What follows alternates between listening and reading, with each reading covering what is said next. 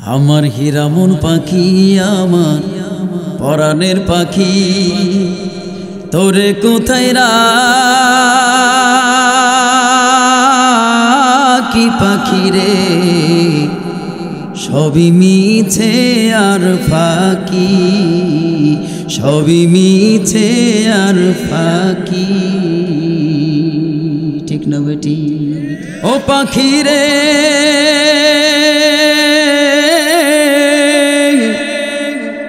মিছে মায়ায় ডুবে তুমি করছো কত খেলা পশ্চিমেতে চাইয়া দেখো পশ্চিমেতে চাইয়া দেখো ডুইবা আইলো বেলা পাখি রে সবই মিছে আর ফাঁকি সবই মিছে আর ফাঁকি ঠিক না বেটি এবার কবি বলে দুনিয়ার মধ্যে ক্রিকেটার হও নাট্যকার হও শিল্পী হও কৃষক হও শ্রমিক হও তাতে কোনো আসে আর যায় না দুনিয়ার মধ্যে সব বিদ্যায় বিদ্যাপীঠ হয়েছ কিন্তু তুমি আল্লাহর সঙ্গে সংযোগ লাগাইতে পারো না আমার নবীজি বলে তুমি কিছুই পারো না শামসুল হক ফরিদপুরি রহমতুল্লাহ বলে এই তাম দুনিয়া পরিমাণ সম্পদ তুমি পাইছো তুমি আল্লাহরে পাও নাই তুমি কিচ্ছু জোরে কোন কিচ্ছু নাই ঘর নাই বাড়ি নাই ভিটা নাই মাটি নাই তিনটে ছেলে তিনটাই হাফেজ এটা সুবহানাল্লাহ বলে কিতাবের মধ্যে পড়লাম যেই সন্তানটা কোরআনের হাফেজ হয়ে যায় কোরআনের হাফেজ হওয়ার সঙ্গে সঙ্গে একজন নবী নবুয়ত পাওয়ার জন্য তাকে স্বীকৃতি দেওয়া হয়েছে ইনি নবী আর একজন কোরআনের হাফেজ হওয়ার পরে ওকে স্বীকৃতি দেওয়া হয় নাই ইনি নবী উভয়ের শান উভয়ের মান আল্লাহর কাছে এক সুবহানাল্লাহ ছোট্ট একটা সিনা 30টে পারা কলিজার মধ্যে ঢোকানো আছে না নাই কিয়ামতের ময়দানে আল্লাহ রাব্বুল আলামিন বলবে ও হাফেজেরা রে আজকে আমি তোদের দুনিয়ার মধ্যে অনেক কষ্ট দিয়েছি আজকে তোদেরকে কষ্ট দেব না আজকে তোরা আলহামদু সূরা দিয়ে শুরু করবি মিনাল জিন্নাতি ওয়ান নাস শেষ করবি 6666টি আয়াতখানা তেলাওয়াত করবি 6666টি তালার উপরে আমি তোদের জান্নাত দিয়ে দেব নারায়ে তাকবীর নারায়ে তাকবীর আল্লাহ পারে কি পারে না ও দুনিয়ার মানুষ হাসরবাসীরা তাকায় দেখবে সূর্যের প্রচন্ড তাপে তারা তাকাইতে পারে না গোটা হাসরবাসীরা বলবে কি ব্যাপার এইদিকে তো তাকানো যায় না বলে কেন বলে মনে হয় সূর্যের কিরণ এত বেশি এই জন্য তাকানো যাচ্ছে না কিন্তু ফেরেশতারা হাসরের মাঠের ফেরেশতারা ডেকে ডেকে বলবে এটা সূর্যের কিরণ এটা সূর্যের আলো না এইটা হচ্ছে দুনিয়ার মধ্যে যারা কোরআনের হাফেজ ছিল কোরআনের হাফেজের পিতা মাতার মাথায় আল্লাহ তাআলা খুশি হয়ে নূরের টুপি পরাইয়া দিয়েছে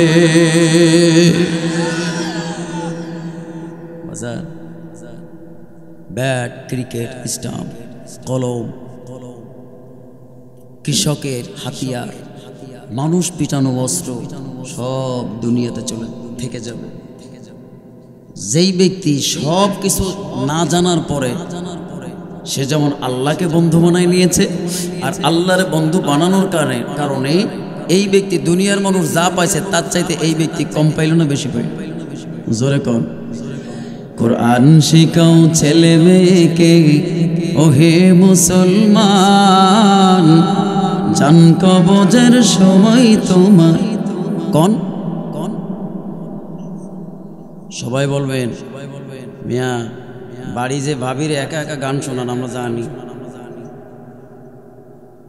আজকে কল লাগবে বলেন কোরআন শিখাও ছেলে মেয়েকে ওহে মুসলমান জান কবজের সময় তোমার হইবে রে আসান জান কবজের সময় তোমার সবাই কোরআন শিখাও ছেলে মেয়েকে ওহে মুসলমান জান কবজের সবাই জান কবজের সময় তোমার একটি ছেলে আলেম হলে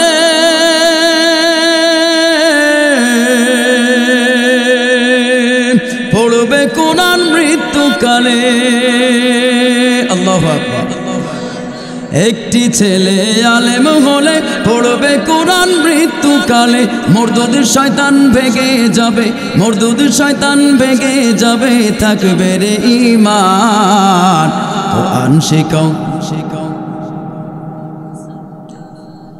জান কবজের সময় তোমার বলে না জান কবজের সময় তোমার হাদিসেতে বলেন নবী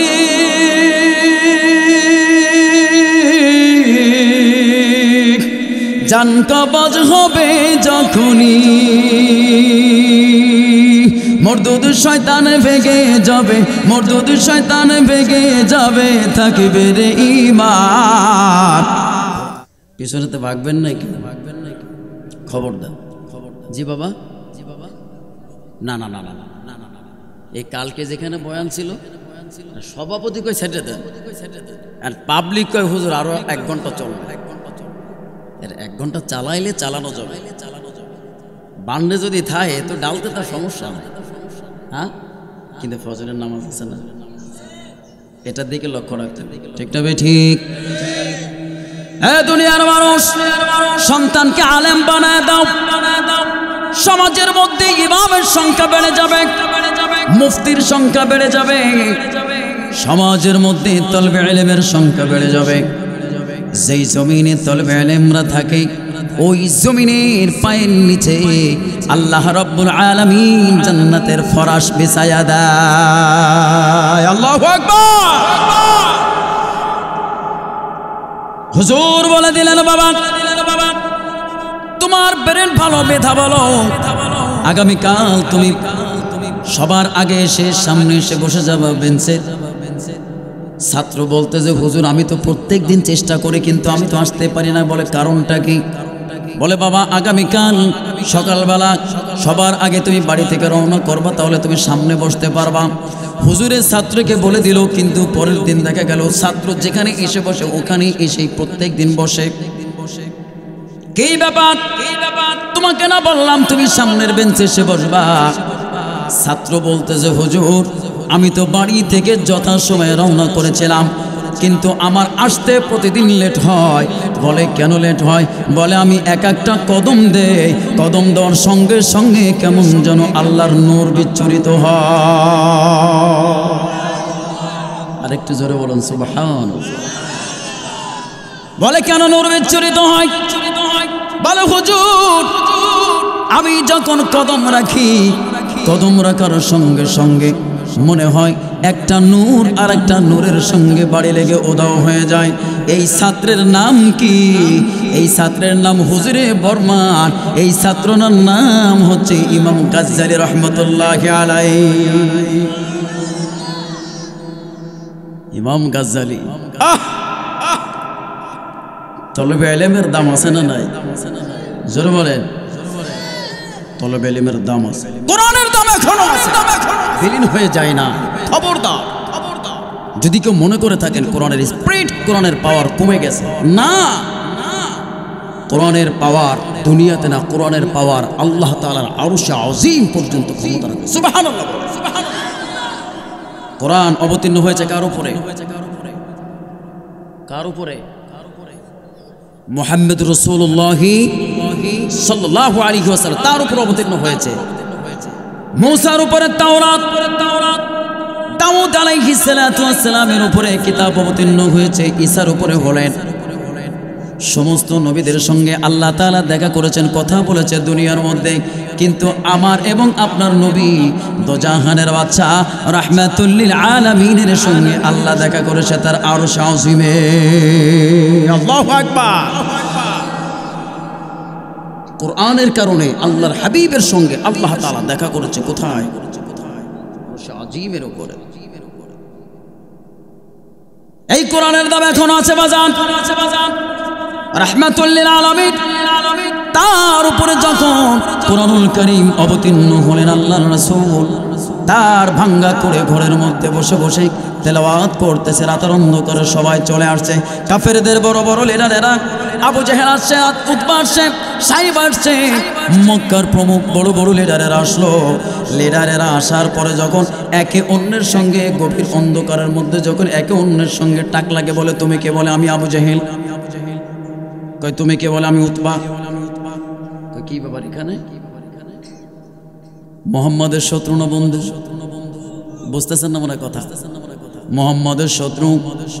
কোরআন পৃথিবীর মধ্যে আসার পরে তাদের ধর্ম ছিল বাপ দাদার ধর্মের উপরে চুনকালি লেপন হয়ে গেল, আর মুহাম্মাদের ধর্মের কালেমার আওয়াজ চতুর্দিকে প্রলম্বিত হয়ে গেল। নারায়ে তাকবীর। আমার নবীজি এমন আদর্শওয়ালা নবীজি ছিল, ঘরের ভিতরে তেলাওয়াত করতেছে। এই কোরআনের স্পিরিট, কোরআনের শক্তি, কোরআনের পাওয়ার এত বেশি ছিল যে আবু জাহেলের মতো শয়তান বজ্জাত মানুষকে বিছানায় রাখতে পারে নাই। এই কোরআনের মধুর তেলাওয়াত তাকে ঘর ছাড়া করেছে, বিছানা ছাড়া করে মুহাম্মাদের ছোট্ট কুটিরের গৃহের পাশে এসে কানে ধরাইয়া ঘোরাইছে। সুবহানাল্লাহ। এখন আবু জাহেল চিন্তা করলো যে ব্যাপারটা কি? যদি আমি তো নেতা মানুষ, আর যদি আমি এই জায়গায় আসি আর এই খবর যদি মক্কার লোকেরা জানে যে তুমি মিয়া যাইতে নিষেধ করো মুহাম্মাদের কাছে, তুমি যাইয়ে তার কোরআন তেলাওয়াত শোনো, এটা কেমন হয়ে গেল? সবাইরে ডাকছে। সবাইরে ডাকার পরে বলে কি ব্যাপার? বলে নেতাজি ডাকছেন কেন? বলে গতকাল আমি দেখেছি তোমরা সবাই মুহাম্মাদের তেলাওয়াত শুনতে গিয়েছিলে। বলে হ্যাঁ। বলে আপনিও তো গেছিলেন। বলে এই জন্যই তো ডাকছি, একটা মীমাংসা হওয়াটা, সিদ্ধান্ত হওয়া জরুরি। বলে সিদ্ধান্ত করেন। বলে সিদ্ধান্ত এটা হবে আগামীকাল থেকে যাকে মুহাম্মাদের গৃহের পাশে দেখা যাবে তার জন্য শাস্তির ব্যবস্থা করা হবে। বলে ঠিক আছে, যেমন কথা তেমন কাজ। কিন্তু আস্তে আস্তে মুহাম্মদ সাল্লাল্লাহু আলাইহি ওয়াসাল্লামের মাগরিবের নামাজের আজান হয়ে গেল। নামাজ হয়ে গেল। নামাজের পরে আল্লাহর নবী সাল্লাল্লাহু আলাইহি ওয়াসাল্লাম তেলাওয়াত করছে কোরআনের আয়াত।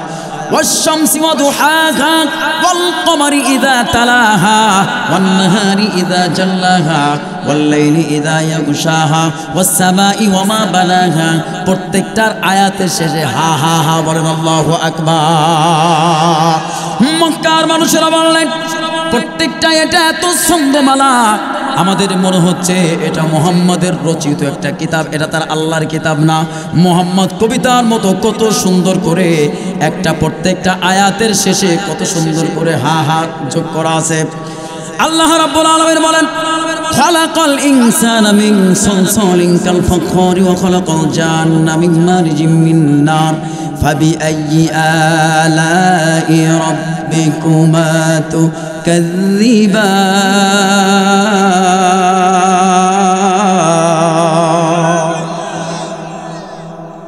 দুইটা একটা আয়াতের পরে পরে ফাবিআইয়ি আলাই রাব্বিকুমা তুকাযযিবান। মুহাম্মাদের তেলাওয়াত শোনা যাবে না। খারাপ লাগতেছে? মুহাম্মাদের তেলাওয়াত শোনা যাবে না।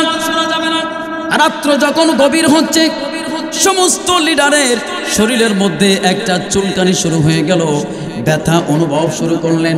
আহারে কত সুন্দর তেলাওয়াত! দাউদ আলাইহিস সালাতু ওয়াস সালাম যে কিতাবটা জাবুর কিতাবটা তেলাওয়াত করত, তার সুরের এত মনোমুগ্ধকর ছিল, দাউদের তেলাওয়াতের কারণে সমুদ্র থেকে মাছগুলি মুখগুলি জমিনের দিকে বের করে দিয়ে তার তেলাওয়াতগুলি শুনত। আমি জানতে চাই দাউদের তেলাওয়াতের মাধুর্য বেশি নাকি আমার নবী মুহাম্মাদের মাধুর্য বেশি? জোরে কোন? আমার নবী যার উপরে কোরআন নাজিল হয়েছে, আমার নবীর তেলাওয়াত এত সুন্দর ছিল। আস্তে আস্তে করে আবু জেহেল চিন্তা করলেন আমি তো মক্কার লিডার, আমি যখন ঘোষণা করেছি আজকে কেউ যেতে পারবে না, তাহলে মনে হয় আমার ভয়ে কেউ আসবে না। উতবা মনে করলেন লিডার যেহেতু বলেছে লিডার তো আসবেই না, আমি আজকে একা একা যাব, প্রাণ ভরে কোরআন তেলাওয়াত শুনবো। মজা আছে না নাই? সাহেবা চিন্তা করলেন তারা হচ্ছে বড় লিডার, আমি তো ছোট লিডার। একটু আলহামদুলিল্লাহ বলুন তো। আমি যখন বসা ছিলাম ভাই আলহামদুলিল্লাহ বলেন, আমি মনে করছি আল্লাহ ওই প্রধান বিশেষত দিয়েছিলেন আমার বাইরে দিয়েছে 19 লাখ, মাগার আমি আধা ঘন্টার মতো যেন প্যাকেট হয়ে যায়। কিন্তু আল্লাহ এত বরকত দিচ্ছেন, মনে হচ্ছে যে আমি আর আধা ঘন্টা বলিলাম, আচ্ছা 10 মিনিট বাড়াই দিয়েছি, থাকা যাবে না?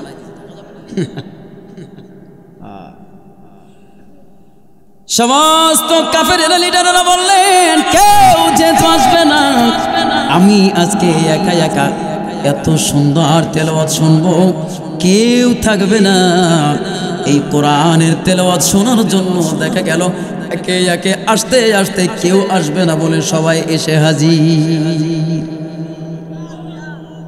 কেটারে বলে আমি তোরা না কইছি কালকে আবি না, কেমনে এসেন কে অবজা আর কেউ যেন জানে না। অন্ধকারের মধ্যে কাউকে দেখা যায়?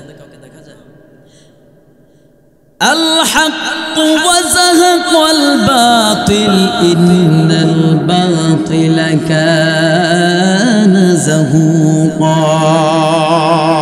সেই মক্কার কোরআন আজও পৃথিবীর মধ্যে আছে, আর মক্কার আইন মক্কার নিয়ম কানুন যেখানেই থাকবে অন্ধকার আমাবস্যা সেখান থেকে দূর হয়ে যাবে। ঠিক কিনা বেঠিক?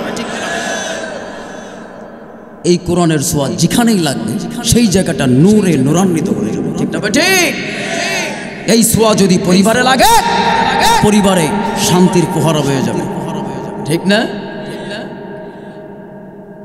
সমস্ত লোক বলো কেউ কাউকে সাউন্ড করিস না, আমরা একা একা আনন্দ করে কোরআন তেলাওয়াত করে শুনবো।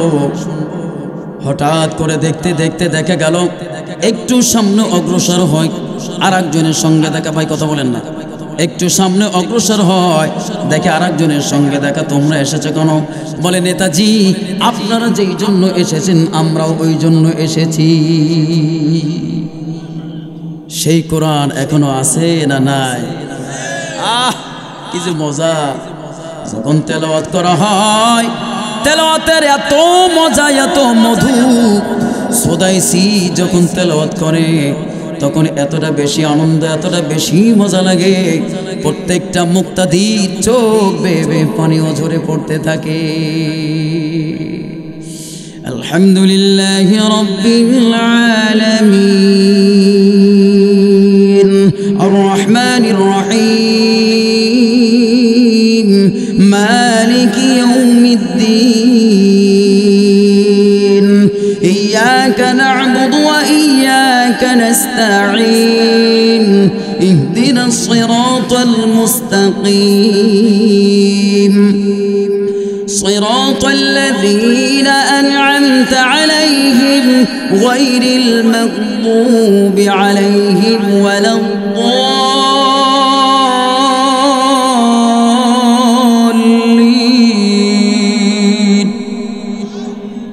তেলাওয়াতগুলি যখন করে চোখ বেয়ে মুসল্লিদের পানি পড়তে থাকে।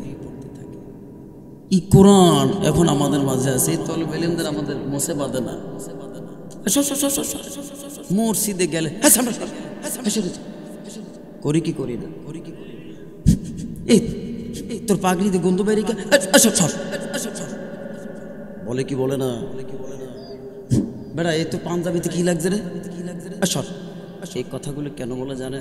ওর বাপে গরিব মানুষ, ওর বাবা গরিব মানুষ, আর ওর এই যে হুজুর এটা নামটা সুন্দর করে বলে এই মুন্সি, ঠিক না? ও মুন্সি, ও মুন্সিদা। যখন আপনার জানাজার নামাজের খাটিয়ে এখানে আসে তখন জানাজার ইমামতিটা কে করবে বলেন? বলতে শরম কি? ওই হুজুর, ঠিক না বেটি? আর যখন শোনে যে আমার মেম্বার চাচা লাশ, যদি তার ভাতিজা হয়, সেই ভাতিজা ওখানে কথা বলার সঙ্গে সঙ্গে তার দু চোখ বেয়ে পানি পড়ে যাবে। এই জন্য যে আমার মাদ্রাসার পোশাক ছিল না, আমার মেম্বার চাচা আমার পোশাকের ব্যবস্থা করে দিয়েছিল। ঠিক না বেটি? আমার কোরআন শরীফ ছিল না, আমার চাচা মাথায় আমার টুপি ছিল না, পাগড়ি ছিল না, পাগড়ির জন্য হুজুরে মেরেছে আমার চাচা। আমার চোখের পানি দেখে বলেছে, কে আব্দুর রহিম কান্দিস কেন? বলে কাকা আমার পাগড়ি নাই, হুজুরে মেরেছে। আমার চাচা আমার পাগড়ির ব্যবস্থা করে দিয়েছে। আল্লাহি যখন এই সন্তান 4 তাকবীর দেওয়ার জন্য প্রথম তাকবীরে হাত উঁচু করে আল্লাহু আকবার, আল্লাহি আল্লাহি আল্লাহি বিল্লাহি, এই সন্তানের চোখের পানি পৃথিবীর কেউ আটকায় রাখতে পারে না, পারবে না, ঠিক না বেটি? আমার নানার জানাজা যখন আমি দেই, অনেক মানুষ ওরা জানেই না যে আমি তার নাতি, গোটা গ্রামবাসী জানে না যে আমি আমার নানার নাতি। এই পর্যায়ে আসছি আজ থেকে অনেক বছর আগে। তো যখন আমার মামারা পরিচয় করে দিচ্ছেন যে এখন এই মুহূর্তে এই মাইয়েতের জানাজা দেবে, এই মাইয়েতের নাতি, বিশ্বাস করেন সবাই তাকায় রয়েছে এই ভেবে যে এই নাতি সারাপত মোল্লা কবে বানাইছে। তখন আমি যখন জানাজার সামনে গেলাম, আমি উপস্থিত জনতাকে কিছু মোটিভেশন, কিছু আলোচনা করে কথা বলে আমি তাকবীর দেওয়া শুরু করলাম। কই আমাকে তো কাউকে বলতে হয় না যে বোরহান তোর নানা, কান্দার দরকার নাই, পারি নাই। বন্ধুরা আমার কখনো জানি চোখ ভিজেছে, আল্লাহু আকবার, চোখের পানি গুলি কানা ভেবে দাঁড়িয়ে পড়ে। আমার নানার মুমূর্ষ খবর শুনে যখন আমি বরিশাল থেকে বাড়িতে গেলাম, বাড়িতে না যাই আমি আমার নানা বাড়িতে গেলাম। আমার নানা ছোটবেলা আমাদেরকে খুব বেশি ভালোবাসতো না, সত্যি কথা বলি বাবা। ইলমের মর্যাদা যদি আমার নানাই বুঝতো, আমার দাদাই বুঝতো, আমার দাদি বুঝতো। ছোট্টবেলা আমার বাবা ছিল গরিব মানুষ, আমরা আমার আম্মার 3টে মাত্র সন্তান। আমার বাবা এত গরিব মানুষ ছিল, আমার নানাদের অনেক ধন সম্পত্তি ছিল। যখন আমি যাইতাম আমার স্পষ্ট মনে আছে, আমাকে দেখেই বলতো তোর গা দিয়ে গন্ধ বাইরে, সরে যা। তখন আমি গ্রামের মাদ্রাসায় পড়ি, আমার বয়স একেবারে এই বাচ্চাগুলির মতো ছিল। যখন আমি আমার নানার মুমূর্ষ খবর শুনলাম বাজান, আমি আমার বাড়িতে না যে সরাসরি আমার নানার বাড়িতে চলে গেলাম। খুব লক্ষ্য করেন, আমার নানার প্যারালাইসিস হয়ে গিয়েছিল, এক কাঁধে এইভাবে শুয়ে পড়েছিল। যত মানুষ এসে আমার নানাকে ডেকেছে, কারোর ডাকে সাড়া দেয় নাই। আমার মাথার মধ্যে টুপি, শরীরের মধ্যে লম্বা জামা গায়ে দেওয়া। যখন আমি কাছে গেলাম, কাছে যাই আমি নানারে একটা ডাক দিলাম, নানা আমি বোরহান আসছি। বিশ্বাস করো যুবক, আমার নানা কথা বলতে পারে না, জবানটা বন্ধ হয়ে গেছে। আমার নানা শুধু আমার দিকে এইভাবে কষ্ট করে তাকালো। তাকানোর পরে দেখলাম আমার নানার 2 চোখ বেগুলি ছেড়ে দিয়েছে।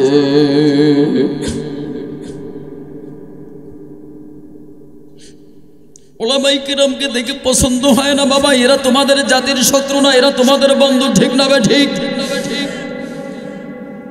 আমি আমার নানার জানাজার জন্য যখন আমি বাড়িতে বসে যখন আমি আমার নানাকে বললাম, নানা ভাই আমি সেই বোরহান, যেই বোরহান তোমার বাড়িতে আসলে আমার বাবা গরিব মানুষ ছিল। যখন আমি তোমার পাশে এসে নানার সঙ্গে একত্রে খেতে বসতাম, বিশ্বাস করেন তিনি মারা গেছেন, আমি দোয়া করি আল্লাহ যেন তার জীবনের ভুলগুলি মাফ করে কবরটাকে জান্নাতের বাগান বানাইয়ে দেয়। ওই বললাম, নানা আমি বোরহান এসেছি। আমার দিকে কিছুক্ষণ তাকাই থেকেছে, চোখের পানি এগুলি যখন দেখলাম এই পাশ 2 পাশ বেবে কানের ভিতরে পড়তে, কথা বলতে পারে না। কিন্তু আমার নানা ঠিকই বুঝেছিল আমার মুমূর্ষ অবস্থায় আমার নাতি হচ্ছে শ্রেষ্ঠ, ঠিক না বেটি? আমার নাতি শ্রেষ্ঠ আমার নাতি এখানে এসে কালেমার তালকিন দেয়, কোরআন তেলাওয়াত করে, মরদুদ শয়তান প্রস্রাব নিয়ে যাকে ইনভাইট করে যে নাও খাও পানি খাও, তোমার আত্মা শুকিয়ে গিয়েছে, বিশ্বাস করেন ওই মুহূর্তে যদি কোনো তলবে আলেম তার পাশে বসে কোরআন তেলাওয়াত করতে পারে আর যদি কালেমার তালকিন দিতে পারে, তাহলে ওইখান থেকে মরদুদ শয়তান থপড়িয়ে দমড়ি মসিয়েও ওইখান থেকে ভেগে যায়। ঠিক না ঠিক? আমার নানা বুঝেছিল যে আমি কাকে ইনসাল্ট করেছিলাম, আমি কাকে দেখে বলতাম। আমার নানা বাড়ি একটা বড়ই গাছ ছিল, ছোটবেলা থেকে আমি মাদ্রাসায়, তো আমার খালার বাচ্চারা এসে, মেয়েরা ছেলেরা এসে ওই বড়ইগুলি পারতো। কষ্ট হচ্ছে না তো বাজান? খেসরি হয়ে গেলে আমাদেরকে জানান দিয়ে আমরা মোনাজাতের দিকে এগিয়ে যাব। তো যখন এসে বলতো ওরা পারতো, কাঁচা কাঁচা বড়ইগুলো কিচ্ছু বলতো না।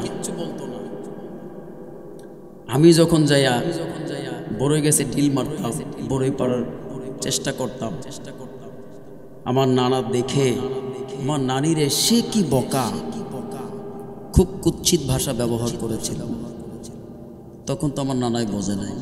আর নাতি আজকে দেশে বিদেশে কোরআনের কথা নিয়ে মানুষের সামনে হাজির হয়, এটা তো তার ক্রেডিট, ঠিক না বেটি?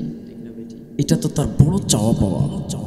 যুবক, তোর সন্তানটাকে আজকের বাড়িতে গিয়ে মাদ্রাসায়, স্কুলের নাম কাটায় মাদ্রাসায় ভর্তি করে দে। মনে রাখিস, মনে রাখিস, ইন্নামাল আমালু বিন্নিয়াত।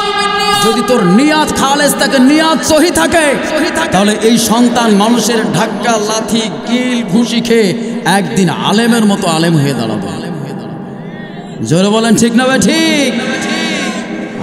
এত সোজা না, এত সোজা না। এই জন্য বলে ওয়াইন কুনতুম ফি রাইবিম মিম্মা নাযালনা আলা আবদিনা ফাতু বিসূরাতিন মিন মিসলিহি ওয়াদউ শুহাদাআকুম মিন দুনিল্লাহি ইন কুনতুম সাদিকিন। ও কাফেরেরা রে, ও দুনিয়ার মানুষ, আমার নবী মুহাম্মাদের উপরে যে কিতাব অবতীর্ণ করেছি, এই কিতাবের মধ্যে যদি কোনো ভুল পাও, যদি কোনো সন্দেহ থাকে, তাহলে তোমরা আমার কোরআনের ছোট্ট সূরার মতো হলেও একটা সূরা বানায়ে দেখা। পারছে? চ্যালেঞ্জ কার? চ্যালেঞ্জ ছিল কার? জোরে কয় না রে, আল্লাহর ছিল। তা আল্লাহ যেখানে চ্যালেঞ্জ করে, দুনিয়ার কোনো মানুষের সাধ্য আছে? আছে বাজান বলেন? যেইখানে আল্লাহ চ্যালেঞ্জ করেছে সেইখানে দুনিয়ার কোনো মানুষের কোনো সাধ্য নাই সেই চ্যালেঞ্জের মোকাবেলা করার জন্য। এই জন্য বলি বাবা, সেই কোরআন আগেও ছিল, কোরআন এখনো আছে। আল্লাহ নবী দাউদ আলাইহিস সালাতু ওয়াস সালাম সহ তামাম দুনিয়ার মধ্যে যত ভালো ভালো মানুষ ছিল, এই মাত্র আমি কিন্তু আমার বয়ানের মধ্যে ঢুকে যাচ্ছি। এত সময় বয়ান করেন, এখন বয়ান করব। সবাই টাইটে চুট্টে বলেন, সামনে আসেন, সামনে বসেন, অরিজিনালি লা ইলাহা, সামনে আসেন, আমার সামনে আসেন, লা ইলাহা, জোরে লা ইলাহা ইল্লাল্লাহ। একটা ফাঁকা জায়গা থাকবে না। যদি আমাকে ভালোবাসেন, সম্মান করেন, একটা ফাঁকা জায়গা সামনে থাকবে না।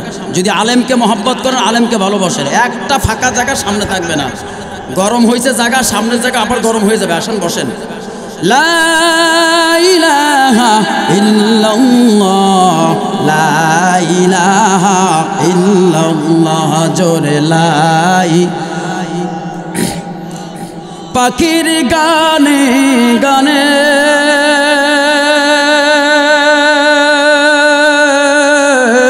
হাওয়ার তানে তানে, আল্লাহু আকবার। ওই নামেরই সুর শুনিয়া, ওই নামেরই সুর শুনিয়া হয় মন পাগল পারা। ইল্লাল্লাহ, জোরে লা ইলাহা, জোরে লা ইলাহা ইল্লাল্লাহ, লা ইলাহা, লা ইলাহা ইল্লাল্লাহ মুহাম্মাদুর রাসূলুল্লাহ সাল্লাল্লাহু আলাইহি ওয়াসাল্লাম। দুনিয়ার মধ্যে তুমি প্রত্যেককেই তুমি পরীক্ষা করেছো। আল্লাহ আমলকে আরো বুলন্দ করে দিয়েছো। রব্বুল আলামিন, আমি তোমার কাছে ফরিয়াদ করি, আল্লাহ তুমি আমাকেও দাউদকে পরীক্ষা করো, আর পরীক্ষা করে তুমি আমাকে ওই রকম ভালো মানুষের অন্তর্ভুক্ত করে নাও। সুবহানাল্লাহ। দাউদ আলাইহিস সালাতু ওয়াস সালাম, তার একটা গৃহ ছিল, গৃহর মধ্যে একটা কুঠির ছিল, ছোট্ট ঘর ছিল। ওই ঘরের মধ্যে তিনি তার কিতাব তেলাওয়াত করতেছে, রিয়াল কার্ড ছিল, কোরআন শরীফ ছিল, কোরআন শরীফ তেলাওয়াত করতেছে। কোরআন শরীফ তেলাওয়াত করতে করতে দেখলো হঠাৎ করে মসজিদের গ্রিলের উপরে এসে একটা কবুতর পড়েছে। কি পড়েছে? কবুতর। তো যখন কবুতর পড়ছে তখন দাউদ আলাইহিস সালাম কিতাবের মধ্যে লেখে, উনি তখন চিন্তা করলেন যে এই কবুতরটা আমার সন্তানকে যদি আমি ধরে দিয়ে দিতে পারি তাহলে সন্তানটা খেলা করবে। এই ভেবে উনি ওনার কিতাবটাকে বন্ধ করে এটা সরালেন। সরাইয়ে উনি সামনে অগ্রসর হলেন। সামনে যখন অগ্রসর হন, কবুতর বা পাখিটা ওড়াল দিয়ে আরেকটুখানি দূরে যায়। দাউদ নবীও তার পিছে পিছে তাড়া করে, আবার যখন তাকে ধরতে যায় হঠাৎ করে একটা বাগানের মধ্যে চলে যায়। দাউদ নবীর খেয়াল হারায় ফেলে, তিনিও বাগানের মধ্যে চলে গেল। বাগানের মধ্যে চলে যাওয়ার পরে দেখে পাখিটা ওড়াল দিয়ে চলে গেল। আর ওড়াল দেওয়ার পরে তিনি ওই বাগানের মধ্যে দেখতে পেলেন সুন্দরী একজন মহিলা গোসল করার দৃশ্য। গোসল করার দৃশ্য যখন দেখে পাখির কথা ভুলে গেল, ওই সুন্দরী মহিলার প্রেমে পড়ে গেল। কিছু কিছু কিতাবের মধ্যে রয়েছে ওই সুন্দরী মহিলা এসে যখন তার স্বামী জিহাদের ময়দানে শহীদ হয়ে গেল, তখন তার নাম ছিল বাদশাহ। মহিলার নাম কি? বাদশাহ না, বাদশাহ না, বয়কের বা ত শাকার শাকি আয়, বাদশাহ ওই মহিলার নাম। এই মহিলাকে দেখে যখন তিনি বিমোহিত হয়ে গেলেন, পাখির কথা ভুলে গেলেন। আল্লাহ কি নিচ্ছে বলেন সবাই? وَلَنَبْلُوَنَّكُمْ بِشَيْءٍ مِّنَ الْخَوْفِ وَالْجُوعِ وَنَقْصٍ مِّنَ الْأَمْوَالِ وَالْأَنفُسِ وَالثَّمَرَاتِ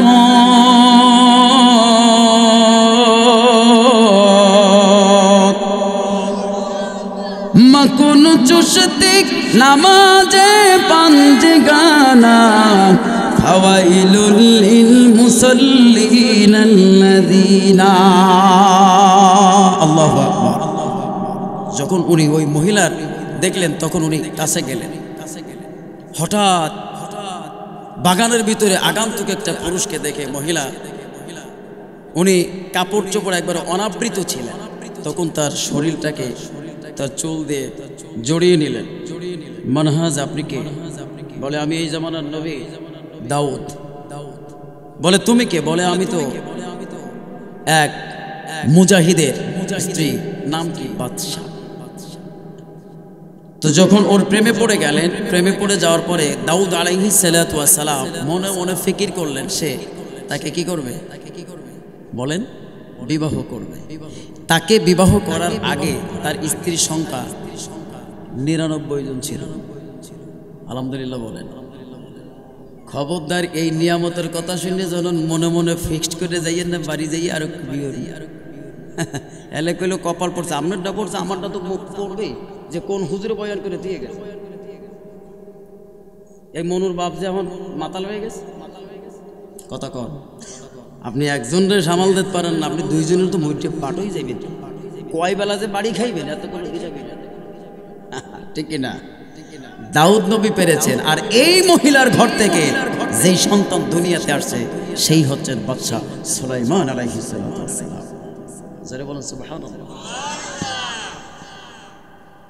এই বাদশাকে যখন আল্লাহর বাদশা, আমি তোমাকে বিবাহ করতে চাই বলে আমার স্বামী আছে যুদ্ধের ময়দানে জিহাদ করতে গেছে ইসলামের পক্ষে, কাফেরদের বিপক্ষে, কাফেরদের বিপক্ষে ইসলামের পক্ষে জিহাদ করার জন্য চলে গেল। বলে তোর স্বামী আর জীবনে কোনোদিন ফিরে আসবে না। এই কথা বলে যখন তিনি আবার তার গৃহে আসলেন, আবার মুতালায় তেলাওয়াতে বসলেন। হঠাৎ তেলাওয়াত যখন করতেছে হঠাৎ করে দেখলেন তার ঘরের মধ্যে দুইজন প্রহরী, দুইজন ব্যক্তির আগমন, দুইজন ব্যক্তি আসছে। তো যখন তার ঘরের মধ্যে আসছে, আসার পরে বলতেছে তোমরা কার? আমার এতগুলো প্রহরীকে ওভারটেক করে তোমরা এখানে আসছো, কে তোমরা? আমরা দুইজন একটা মামলা নিয়ে আসছি। আমরা এই এলাকারই না, আসলে এলাকার লোক না। তারা এসে বলে কি ব্যাপার, বলে আমাদের একটা মামলা আছে। বলে কি মামলা? বলে উনি আমার ভাই আর আমি ওনার ভাই। বলে কি মামলা? বলে ওনার 99টা গরু আছে আর আমার একটা গরু। আমার এই একটা গরু উনি নেওয়ার জন্য খুব পায়তারা করতেছে। বাচ্চা নবী বলেন তো কি বিচার হইতে পারে? তখন নবী বিচার করতেছে, কয় এটা অত্যন্ত জুলুম এবং এটা অত্যন্ত খারাপ কাজ। এই যখন বলছে তখন দুইজন বলতেছে আমরা বিচার পাইছি, চলো নবীর বিচার নবী করে ফেললো। সুবহানাল্লাহ। এই কুয়ে দুইজনে উধাও। আসলে তারা মানুষ ছিল না, তারা ছিল কি? ফেরেশতা। যখন উধাও হয়ে গেছে নবী তো বুঝতে পারছে কাম হয়ে গেছে, যে এই মেসেজ ওগো না, এই মেসেজ কার? আল্লাহ এই মেসেজ দিয়ে পাঠাইছে, যা আমার নবীরে একটু বোঝায় আয়। যখন দুনিয়া থেকে ওরা উধাও হয়ে গেছে, এইবার নবীর চোখ খুলেছে। এবার কান্দে আর কান্দে আর কান্দে নবীজি। এই চোখের পানির যে কত দাম!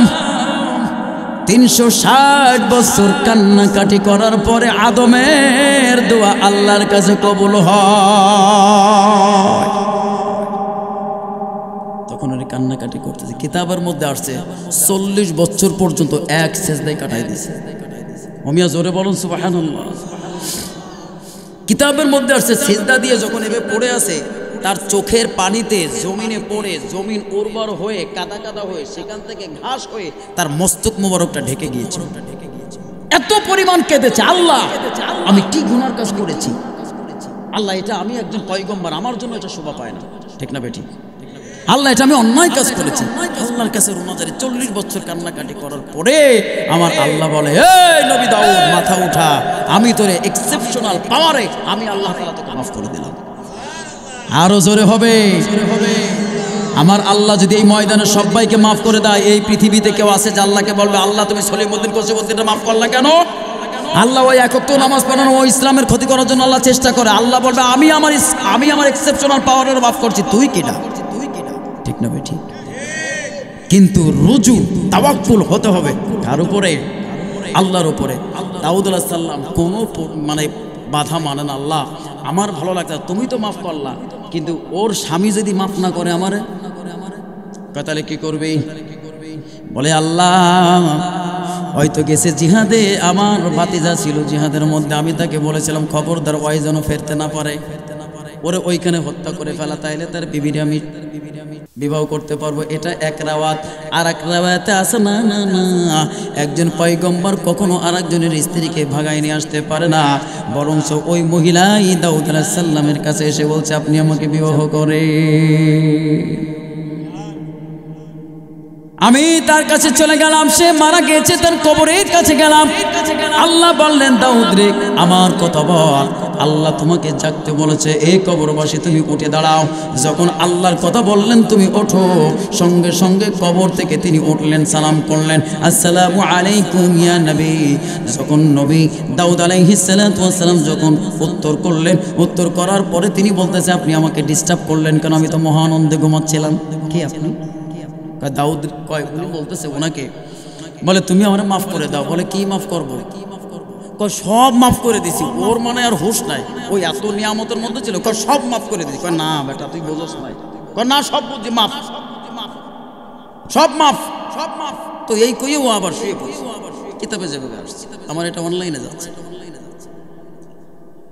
এবার দাউদ আল্লাহ বলে দাউদ রে সান্ত্বনা হয়েছে? বলে আল্লাহ এখনো সান্ত্বনা হয় নাই। বলে কেন হয় নাই?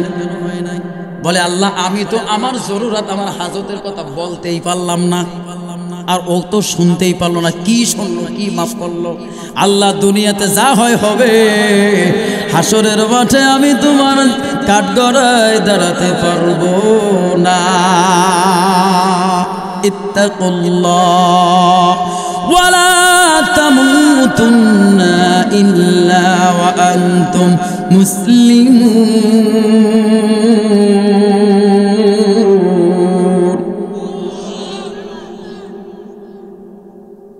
খবরদার খবরদার, আল্লাহ তিনি আমাকে মাফ করেছে। কি বলে মাফ করছে আমি জানি না। আল্লাহ তুমি আবার একটু ওরে উঠতে বলো। যখন বলছে ওঠ, ওঠার পরে যখন বলতেছে তুই কি জানিস তুই জিহাদের ময়দানে তোর শহীদ করার জন্য আমার প্ল্যান ছিল, তুই যেন মরিস, তোর বিবিকে আমি বিয়ে করবো, হ্যান তান পিছনে সব কথা যখন বলছে তখন কি কইলেন আপনি আমারে? বোঝেন না কি শুনাইলেন? এ কোনো মানুষের কাম। এইবার উনি খুব চোখ মোটা মোটা করছে। তখন উনি বলে আমি তো মাফ করব না, আপনি এত বড় প্ল্যান করে রাখছেন, মাস্টার প্ল্যান, আমি মাফ করব না। এখন পড়ছে আর এক মুসিবত। এইবার আমার আল্লাহ কি বলে, প্রিয় ভাইরা আমার, পরের গাছের বেল আমরা খাই নাই, যারা কয় না এরা মনে খায় নাই, খান নাই। আপনি যদি না খান তা আমগুলো বড় হইতে পারে না, পানি তালগুলো পাকতে পারে না, লিচুগুলো ওর মধ্যে আশাও রাখে আলিমুল গায়ে আমার খাইছে কিটা কাকু বিশ্বাস করেন আমি এই রোডে আটি না। আপনার লিচু গাছ কোন জায়গায় কাকু? আমি তো চিনি না। কয় কি কয় না? কয় তাল গাছ কোন জায়গায় কাকু? আপনার কি বাড়ির পিছনে না কোথায়? আমি তো জানি না। কি ভদ্রলোক! এরা খায় না তো আমগুলো পাকে না কেন? এরা খায় না তো লিচুগুলো পাকে না কেন? এরা খায় না তো তাল গাছের পানি তাল ফুলি, এদের হাতে তো রক্ষা হয় না। ঠিক না বেঠি? আপনাদের জন্য সান্ত্বনা, খাইয়েই জোর ফালাইছে জোর করবো। আসেন একটা কথা বুঝলাম, আমি তো খাইয়ে ফেলাইছি, কি করার? এই কি করার মাসালা, কি করার সুসংবাদ নেওয়ার জন্য মাহফিলে আসার দরকার আছে। ওই কম্বলের তলে হইয়া হইয়া ভারী সুন্দর লাগে। ওই লাস্টে বয়ান করছিল খিডারে, এতে তো ভারী জুত লাগ দিল। ওই কিন্তু কম্বলের তলে। আর আপনি যে এখানে শীতের মধ্যে কাঁপতেছেন আর যেই জায়গায় বসছেন ওই জায়গায় বোদা নদীতে এত বলতেছিল সামনে আগা না দূর যা সামনে আগা মনে করেন জায়গায় যেটা পড়ছে এটা গরম হয়ে গেছে। এই ব্যক্তির সম্পর্কে সুসংবাদ আল্লাহ বলে দাউদ কিয়ামতের ময়দানে হয়তো তোর মাফ করে না, কিন্তু কিয়ামতের ময়দানে হাসরের মাঠে আমি আল্লাহ তাআলা ওকে এত প্রাচুর্য দেব, এত নিয়ামত দেব, তোর মামলার কথা ওর মগজ থেকে আমি আউট করে দেব। চিৎকার মেরে বলেন সুবহানাল্লাহ। তালের কথা, বেলের কথা, আমের কথা আমনে কাকু তো ভুললেই যাইবেন জান্নাতের হুর দেখার সাথে সাথে। হুরুন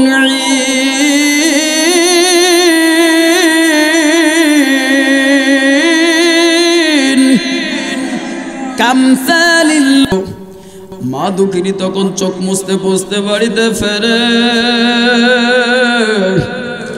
মোবাইল দিতে পারে না, ফোন করতে পারে না।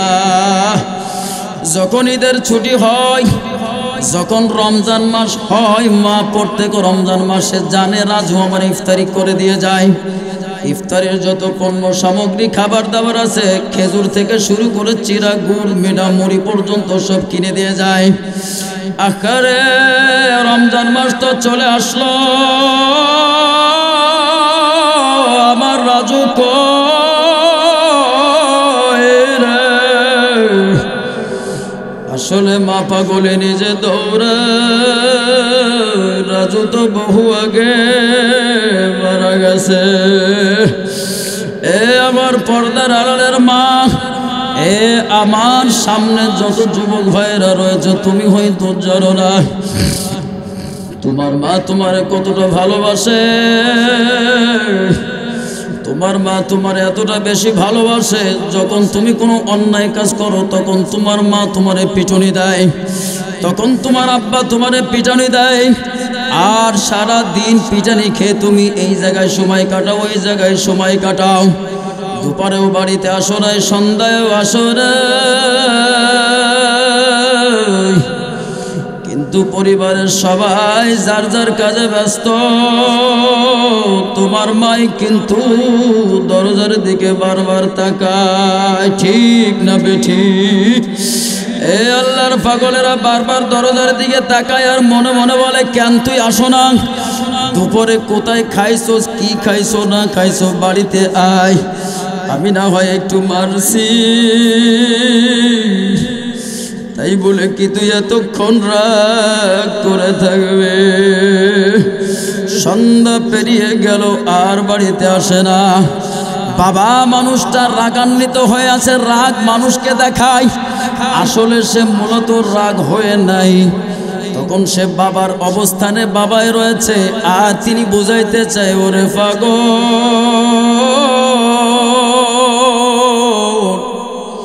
যখন বরিশালে রিক্সা চালাইতাম, যখন কোনো প্যাসেঞ্জার নামাই দিয়ে আসতে যাইতাম, ওই বাড়ির মালিকরা বলতো, কাকা আপনি তো বুড়ো মানুষ, ঘেমে একাকার হয়ে গেছেন, এই নেন 2টা কমলা, আপনি সিলাই এখনই খাইয়ে একটু পানি খান। তখন বলে, ভাবি দেন, আমি এখনই খেয়ে একটু পানি খাইয়ে যাব, আমি ওই পাশে গিয়া খাবো। এ যুবক, তোমার বাবাই কিন্তু কমলা খাই না, গামছার মাথায় বান্ধিয়া বাড়িতে আসে। যতক্ষণ বাড়িতে আসে, আইসা দেখে তুমি ঘুমাও।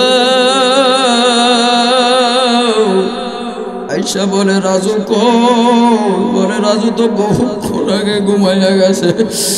বলে, উঠাইয়া দাও, আমার কাছে 2টি কমলা আছে। বিবি বলে, আপনি কমলা কই পাইছেন? বলে, আমি রিক্সা চালাই যাত্রী নামাইতে গেছিলাম, তখন তারা আমার খাবারের জন্য 2টা কমলা দিছিল, আমি ওই কমলা খাই না।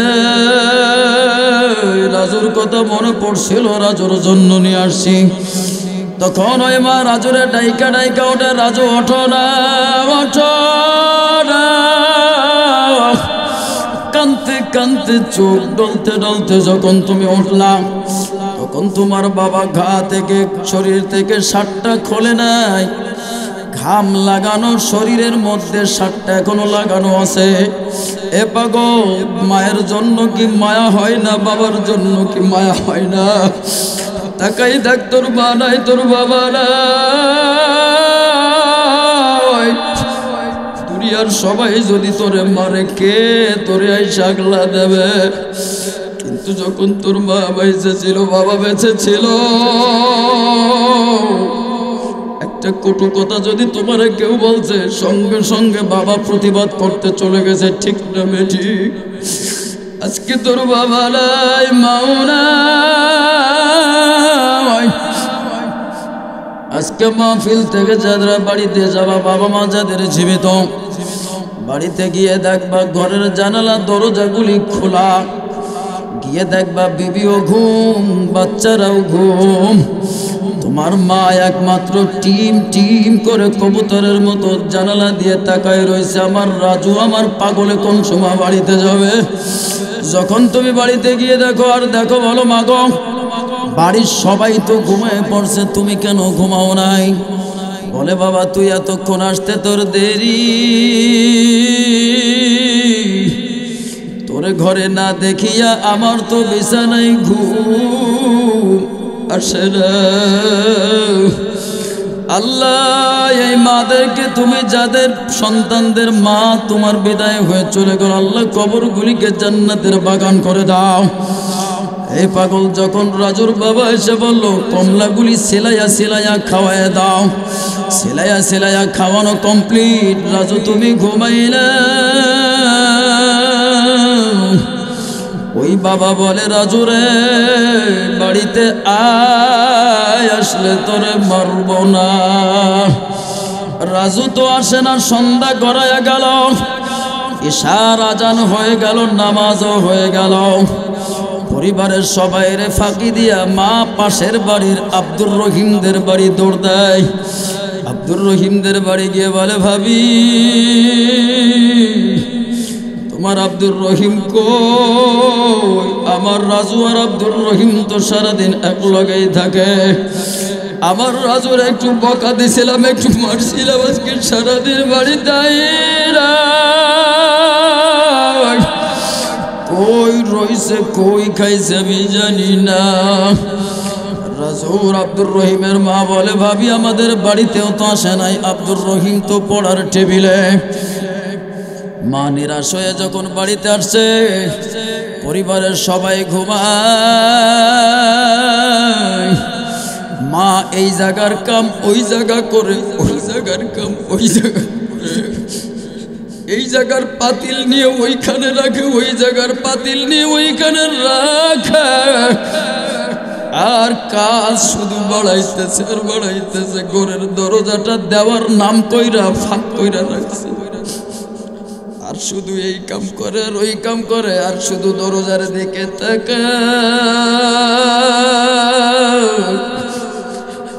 যদি আমার রাজু আইসা দরজার ঘুরায় দাঁড়ায় থাকে, আমি মা গিয়া ধরিয়া নিয়ে আসবো। আল্লাহ, এ আমার যুবক ভাইয়েরা, তোমাদের যাদের মা নাই, চতুর্দিকে কত মুরব্বী মহিলাদেরকে দেখো। মহিলাদেরকে দেখার পরে কলিজার মধ্যে আটকে ওঠে, এইরকমই তো আমার মা ছিল, এইরকমই হাঁটতো, হাজার দেশে চিল্লাইবা, মার দেখা কোথাও পাইবা না। হঠাৎ করে দেখা যায় রাজু আয়সা দরজার গোড়ায় এইখানে দাঁড়ায় রয়েছে। মা দরজাটা খুইলা দেখে রাজুর মুখের মধ্যে আঙ্গুল, শরীরে ভয়ের ছাপ, বুকের মধ্যে জড়াইয়া চল দিয়া চোখের পানি মুছাইয়া দিয়া শরীরটাকে আবৃত করে বলে, বাবা সারাদিন কোথায় ছিলি? বলে, মা তুমি তো মারছিল আর বলছিল এই ঘরের ভাত তোর জন্য বন্ধ। বলে, এত শীতের রাত্রে তুই কইছিলি? বলে, মা আমি তো ওই বাগানের রান্নাঘরের পাশেই বৈশা বৈশা মশার কামড় খাইছি। মার কাছে যখন এমন কথা বলে, এক একটা মশার কামড়ের কথা মনে হয় মার করে যায়, কোদাল দিয়া কোপ দেয়।